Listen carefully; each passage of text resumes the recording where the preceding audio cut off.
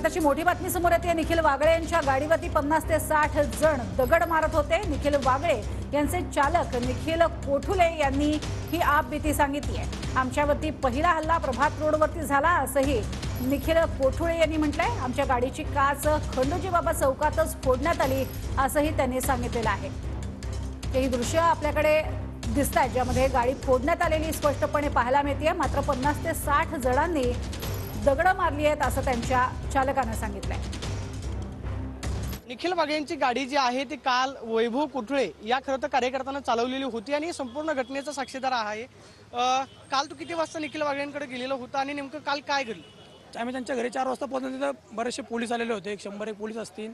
त्यांनी आम्हाला 3 ते 3.5 तास घरामध्येच ठेवलं। त्यांनी आम्हाला काय 10 मिनिटं करून ते वेळ मारून नेत होते।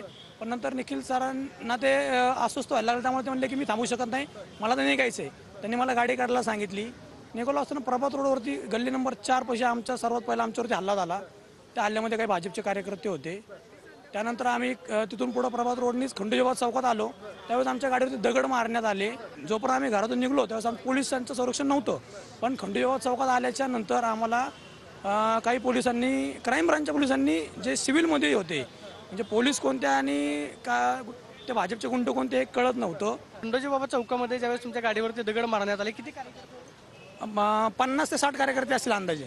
गाडीची काच सर्वात पहिली फुटली खंडोजी बाबा चौकात। कालचा कसा प्रसंग होता नेमका की एवढं अचानक? म्हणजे आपण मुळशी पॅटर्न पिक्चर कसं बघतो की गुन्हेगार पळतायत, त्यांच्या मागे अजून काही गुन्हेगार पळतायत, मारामारी चित्र, तशा प्रकारचा तो एक सीन होता। काय मागणी असणार आहे पुढची? आता काय कारवाई करण्यात यावी त्यांच्यावरती? 100% ज्यांनी याच्यावरती आमच्यावरती हल्ला केला त्यांच्यावरती 100% गुन्हा दाखल झालाच पाहिजे। कॅमेरा पर्सन अभिजित पिसेसोनी, प्रदीप कापसे।